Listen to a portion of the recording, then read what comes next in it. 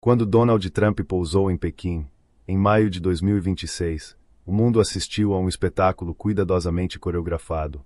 Apertos de mão, banquetes, discursos calculados e promessas de estabilidade. Mas, por trás das imagens diplomáticas, havia algo muito maior em jogo: o choque silencioso entre duas potências que dependem uma da outra economicamente, enquanto se preparam para um século de competição estratégica. É exatamente sobre isso o artigo de hoje. Aqui no Café no Front, no YouTube e também no nosso espaço no Substack, a proposta é simples: explicar geopolítica, guerra, economia e relações de poder como história viva, conectando acontecimentos do presente às forças históricas que realmente movem o mundo. Toda semana, os assinantes recebem ensaios, relatórios estratégicos e análises exclusivas no Substack. E, na semana seguinte, um desses artigos ganha versão aberta aqui no canal, em formato de vídeo, para ampliar o debate e levar esse conteúdo a mais pessoas. E tudo isso custa menos do que um café por dia ao longo do mês. Se você quiser apoiar esse trabalho e ter acesso completo aos textos, relatórios e conteúdos exclusivos, o link do Substack está na descrição.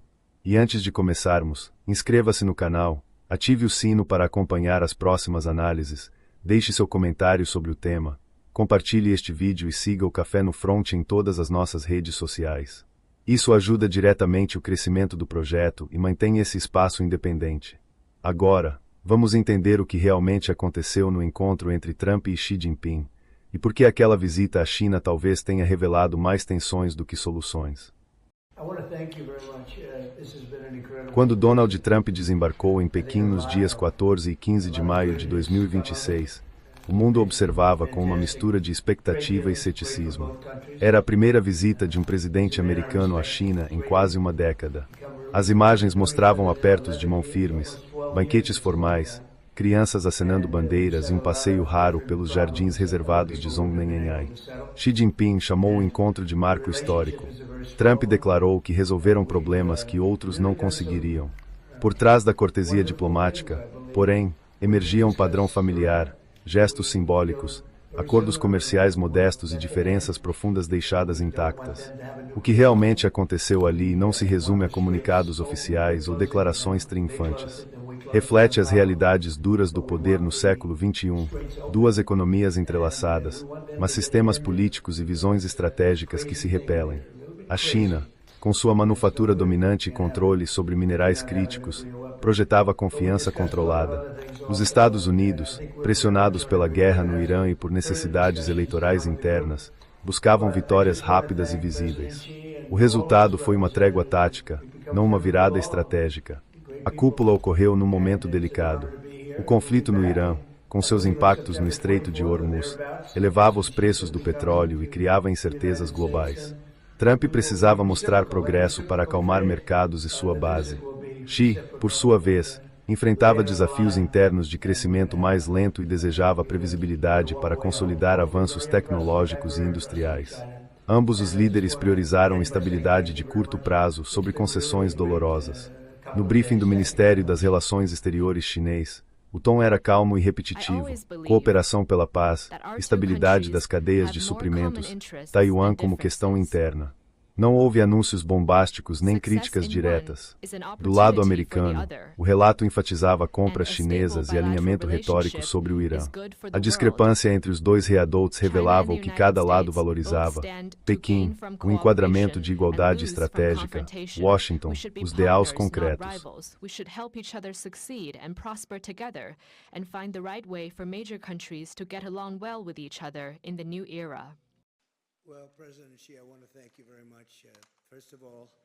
Os anúncios mais palpáveis giraram em torno de aviões e soja.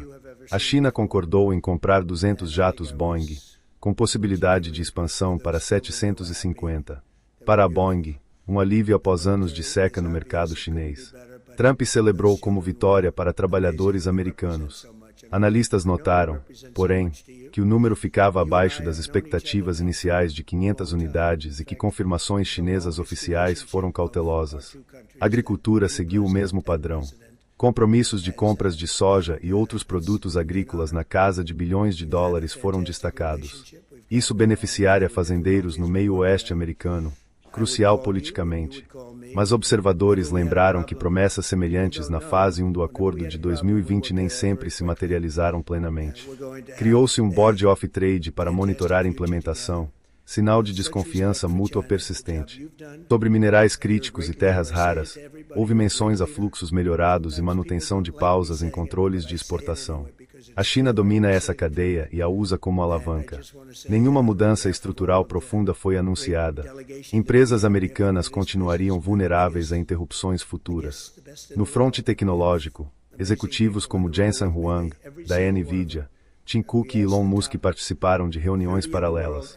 Houve sinais de alívio em alguns controles de chips, mas Pequim bloqueou vendas avançadas logo após a partida de Trump, mostrando os limites. Do ponto de vista econômico mais amplo, o summit reduziu riscos de escalada imediata. Mercados reagiram com volatilidade moderada, alívio inicial em ações de tecnologia e aviação, mas sem euforia. Preços do petróleo subiram com incertezas no Irã. A relação comercial ganhou previsibilidade temporária, mas barreiras estruturais, tarifas residuais, controles de exportação, subsídios chineses, permaneceram. Empresas globais seguiriam diversificando cadeias de suprimentos, acelerando tendências de friendshoring e nearshoring. Especialistas em economia internacional notaram que a China saiu com espaço para respirar. Seu crescimento, ainda dependente de manufatura e exportações, ganhava um colchão. Para os Estados Unidos, ganhos simbólicos ajudavam narrativas domésticas, mas não alteravam o desequilíbrio de longo prazo na capacidade industrial. O entrelaçamento econômico persiste, mas a confiança mútua é baixa. Cada lado prepara cenários de desacoplamento seletivo. Taiwan foi o tema mais sensível. Xi reforçou que se trata da questão mais importante e alertou para riscos de conflito se mal manejada. Trump mencionou ter ouvido as preocupações chinesas sobre vendas de armas, mas não anunciou mudanças. O pacote de armas americano a Taiwan, avaliado em bilhões, permanece em consideração. A política americana de ambiguidade estratégica continua, com apoio prático a Taipei. Do ponto de vista militar, o encontro não produziu avanços em mecanismos de crise ou comunicação. Tensões no Mar do Sul da China e exercícios conjuntos permanecem. A China continua modernizando suas forças, com foco em projeção regional. Os Estados Unidos mantêm presença reforçada na primeira cadeia de ilhas. Nenhum lado cedeu terreno estratégico. O equilíbrio de dissuasão persiste frágil, dependente de capacidades e percepções. Especialistas em relações internacionais observaram que Pequim busca tempo para consolidar vantagens tecnológicas e militares. Washington, com recursos esticados pelo Irã, prioriza a gestão de riscos. O resultado é uma rivalidade gerenciada, não resolvida. Guardrails informais existem, mas dependem da vontade dos líderes. O conflito no Irã pairou sobre as conversas. Ambos concordaram que o Irã não deve ter arma nuclear e que o Estreito de Hormuz deve permanecer aberto. Trump falou em cooperação chinesa. Pequim enfatizou diplomacia e paz, sem compromissos firmes de pressão sobre Teherã. A China continua grande compradora de petróleo iraniano. Sanções americanas recentes visaram refinarias chinesas, mas impacto prático foi limitado. Essa dinâmica ilustra como conflitos regionais entrelaçam grandes potências. A guerra elevou custos energéticos globais, afetando cadeias de suprimentos e inflação. Nem Trump nem Xi queriam escalada que prejudicasse suas economias. O acordo retórico ajudou a estabilizar expectativas de mercado, mas não trouxe cessar-fogo. A China posicionou-se como ator responsável, sem alienar parceiros no sul global. Aliados americanos na Europa e Ásia observaram com atenção. Países do Indo-Pacífico, como o Japão, Coreia do Sul e Austrália, reforçaram parcerias de segurança com Washington, preocupados com possível trade-off Taiwan por concessões econômicas. Na Europa, o foco foi em implicações para energia e comércio. Ninguém via o summit como game changer, mas como sinal de que a superpotência rivalidade não entraria em colapso imediato. Na China, a mídia estatal destacou hospitalidade, igualdade estratégica e visão de relação construtiva de estabilidade estratégica para os próximos anos. Xi projetou controle e visão de longo prazo. Para a audiência doméstica, reforçou narrativa de ascensão pacífica e firmeza em questões centrais. Nos Estados Unidos, Trump vendeu o encontro como sucesso retumbante. Críticos apontaram falta de entregas concretas e possível enfraquecimento de posições em Taiwan. Analistas independentes descreveram como Stalemate Summit, pompa sem breakthroughs. Mercados e empresas americanas valorizaram previsibilidade, mas permaneceram cautelosos. Diplomatas e think tanks em ambos os lados convergiram em avaliação sóbria. A cúpula comprou tempo, evitou deterioração aguda, não resolveu dilemas estruturais, competição tecnológica, balanço militar regional, modelos econômicos incompatíveis, visões divergentes de ordem internacional. Como em encontros anteriores, a gestão substituiu a solução. Olhando adiante, o framework de estabilidade estratégica construtiva serve como guarda-chuva retórico. Permite cooperação onde interesses convergem, energia, clima, pandemias, enquanto competição continua em tecnologia, influência regional e normas globais. A China investe em autossuficiência e parcerias alternativas. Os Estados Unidos fortalecem alianças e resiliência doméstica. Economicamente, o entrelaçamento persiste, mas com mais fricção. Empresas navegam entre oportunidades e riscos. Socialmente, em ambos os países, narrativas nacionalistas moldam a opinião pública. Militares planejam para cenários de conflito, ao mesmo tempo que líderes buscam evitar. O risco de miscalculation permanece real, especialmente em Taiwan ou no mar. No plano global, a cúpula reforça um mundo de multipolaridade gerenciada por dois polos principais. Refletindo sobre o encontro, vem à mente como a história registra momentos em que grandes potências, apesar de rivalidades profundas, encontram fórmulas para coexistir sem catástrofe. Não por amizade ou convergência ideológica, mas por cálculo frio de custos.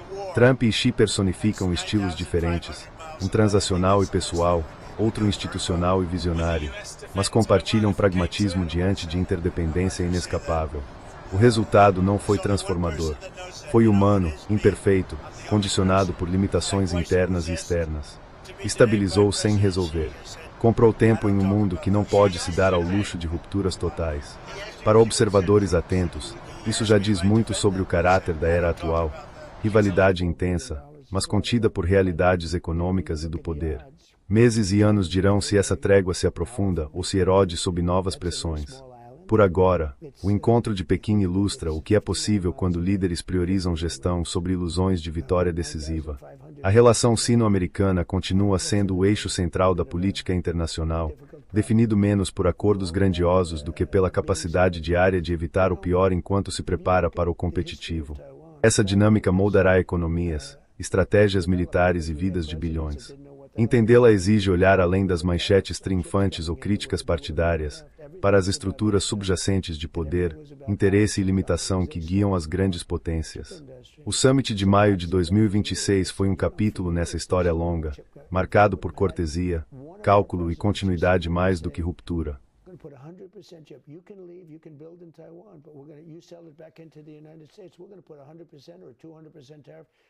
We would have never lost the chip. We lost the chip industry. It's all coming back. And I do say this,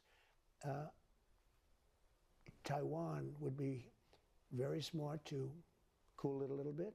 China would be very smart to cool it a little bit. They ought to both cool it. On AI, was there